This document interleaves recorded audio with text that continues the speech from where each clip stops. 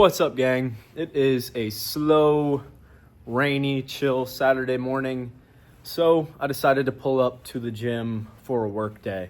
I'm going to be in here for a few hours doing a bunch of different things, reading, writing, doing some creative work, doing some practical stuff, working on the business.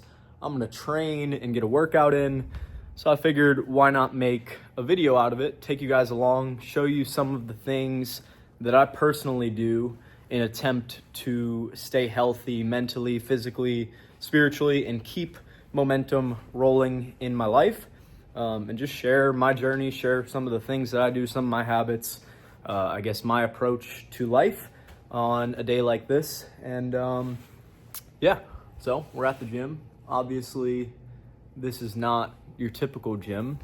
I'm the only one in here right now. This is Fit Method Indian Trail. This is my workplace. I run my personal training business out of here. We have a few other locations here in the Charlotte area, but I personally work at the Indian Trail one.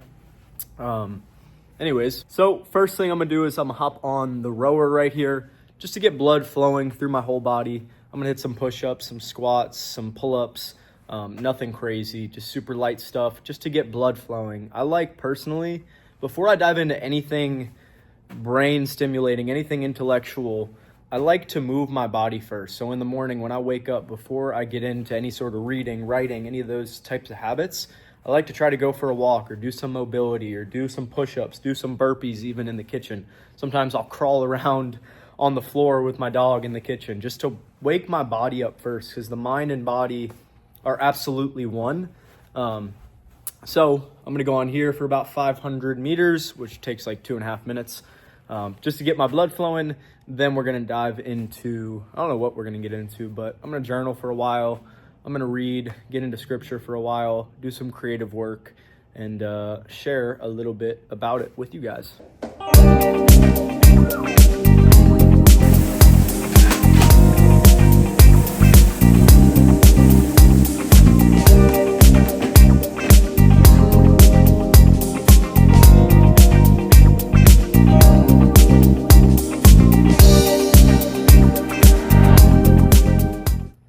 So there's a concept I've recently been thinking a lot about, and I'm writing about it a little bit right now, reflecting upon where my particular baseline is. And that concept is your baseline, right? Everybody has a baseline of where they spend, what kind of state of being they're in a majority of the time, right? Ebbs and flows, highs and lows are inevitable and they're frequent. Ups and downs of life, getting excited, getting beat down. Sorry, I'm out of breath still. Highs and lows are inevitable and they're frequent, but where do you come back to? Where do you spend most of your time? And that's what I've been thinking a lot about, is like, where do I spend most of my time? And if I'm honest with myself, it's this, my baseline is truly a place of fight or flight, a place of anxiety, a place of, and I'm not claiming that I have anxiety, I get anxious sometimes. I'm like on edge. I feel like I need to be doing, I need to be going. I feel inadequacy. I feel like I'm running for something, and my baseline is absolutely not a place of internal rest. Which is what I desire. I desire for my baseline, my regular state of being, to be a place of love, a place of rest, a place of peace, a place of joy and happiness. So I bring this concept up because I do believe that you and I have the ability to gradually over time raise and elevate and improve our baseline. I think our baseline is what we should be focused on improving, right? It's where we spend most of the time. And I think this happens only through the mind, but it also happens through our lifestyle, through gradual choices and building healthy habits and how we spend our time, the environments that we're in, the conversations that we put ourselves into, the people that we surround ourselves with. All these things contribute. But when it comes to our internal state, the baseline that we return to after a low or after a high, Where do we come back to? I believe we can raise that. And I think it takes being really, really intentional as well. Like for the past week or so, this thought and this concept has been running through my mind of like, where am I at right now? Where's my baseline? And intentionally choosing love, choosing peace, choosing to give myself permission to rest, choosing to give myself permission to be grateful, making these conscious choices that if we don't consciously make them and live in an intentional way like this, and we just go through our week on autopilot, never having a thought like, oh, I can be really grateful right now. Thoughts like those, giving yourself internal permission to be grateful, to be happy, to rest, to chill the heck out. Gradually, the more I do that, my baseline is raising. Right? I'm putting in repetitions with those particular fruits. Love, joy, peace, all the things that I desire to be fruits on my tree. I'm putting repetitions in. The same way that in here, if I do 225 on bench press every single day for the next year, eventually 225 is going to be my warm-up weight. It's going to be my baseline, right? So there is an element of repetition that's necessary in order to raise this baseline of ours. But this is a concept that I think is really important to think about, and I want to invite you alongside me to begin actively and intentionally raising your baseline with constant conscious choices. Your thoughts, paying attention to the thoughts that you're thinking, striving to think more positively, doing the inner work, sitting down, reflecting, healing wounds from your past and inward things that still trigger you, becoming whole, right? That is how we over time raise our baseline, as well as just inviting God to help you do it. Because if I try to do this on my own, it's vanity, number one, and it's also just, I'm not going to get as far as I possibly could with the help of the one who knows everything, who's all wise, who sees everything, who sees from a different lens, whose perspective is perfectly clear when mine is not. So, yeah, let's raise our baselines, fam. It's where we spend most of our time. All right, so we just recorded a podcast, sent some texts, read a little bit, about to hit a workout. We're going to do a full body circuit, 200-meter row, 4 muscle ups, reverse sled pull down and back, a 5-5-5 med ball slam sequence, 15 kettlebell swings, alternating lateral lunges, and renegade rows. And we're going to do it for 5 rounds, and then we're going to hit a little bit of accessory work after that. But I'm just going to go through a little warm-up routine that I always do. This is the warm-up flow that I do. I do this every morning. I do this before every workout. Foot outside, open up, same hand as the knee that's up 3 times.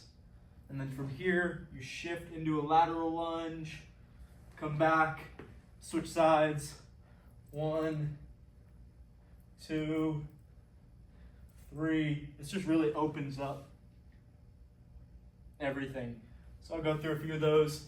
So I know I probably look super weird just rubbing my legs, but I'm doing something right now.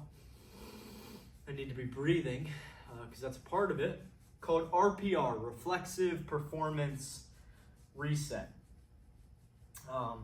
If you're somebody who trains, even if you go on walks and that's your only exercise, look into the warm-up technique called RPR, Reflexive Performance Reset. Look it up on YouTube. Check it out. It's really fascinating. I won't try to explain it right now because I'll probably butcher it. But it's basically you go and you rub on certain pressure points on your body that help you to activate certain muscle recruitment patterns that are more optimal for your training and help you move the way you're supposed to move without compensating. So that's what I'm going through right now. It's fascinating. Like the trigger points for your glutes, for your butt is here behind your ears, like right behind your ears, you'll feel it. And then at the base of your skull as well. The base of your skull and behind your ears activates your glutes. Right here, behind your knee, this activates the arch of your foot. Super fascinating. Okay, let's get it. We're gonna go 250.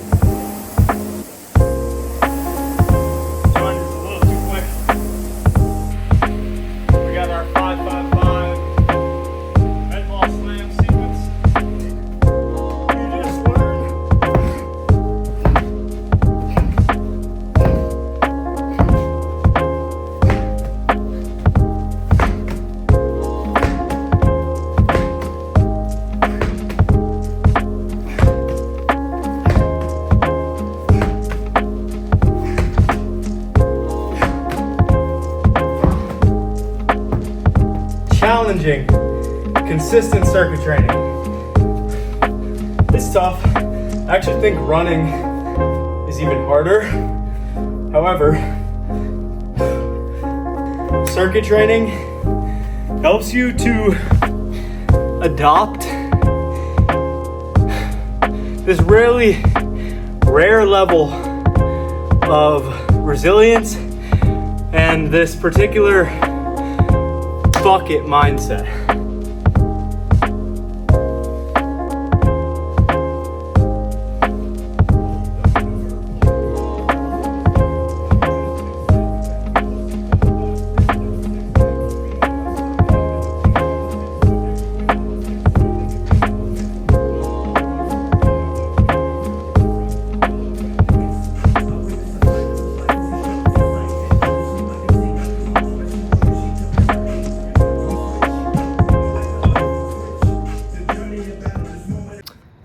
Alrighty, we're wrapping up here at the gym, and there's one lesson that I've been learning recently that I really want to share with you guys and just encourage you in. I'm encouraging myself as well as I say this to just remember this. But simply put, do not underestimate the power of small improvements, small actions, small choices, and don't expect one thing, one moment to be the catalyst of the change in your life in any particular area. Do not underestimate the power of small changes, small actions, right? They compound so much faster and greater than we imagine, than we can see, than we ever realize. To put it into perspective just a little bit, for example, let's take walking, right? Say I walk 10, 15 minutes a day. That doesn't sound like much, but 10, 15 minutes at a normal pace, you're probably gonna walk about half a mile. If you walk half a mile every single day for a year, oh shoot, math. It's probably like 180 miles or so, which is like 8 or 9 marathons, maybe less than that, 7 or 8 marathons, something like that. I don't know, you get the point, right? Little actions add up. Way more than we realize. Reading 1 page a day is better than reading none. Writing 30 seconds, writing for 60 seconds each day is better than writing none. Meditating for 30 seconds is better than meditating none. A short 10-minute workout, crappy workout, is better than none, right? It's just about consistency, not underestimating the power of it with the small things. If I practice guitar for 5 minutes every single day for the next year, I'll be significantly better. If I do anything for 5 minutes every single day for the next year, I'll be significantly better, and so will you. That's something that I forgot over this past year or so, something I used to be really, really great about. I have this perspective drilled into my mind of progress over perfection, 1% better every day, consistency, discipline, and I lost it.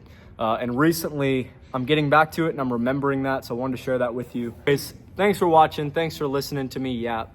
I hope that this inspired you a little bit. I hope that it encourages you. I love you. Subscribe, drop a comment, let me know what you think. Do the YouTube thingies and help me grow the channel. Much love.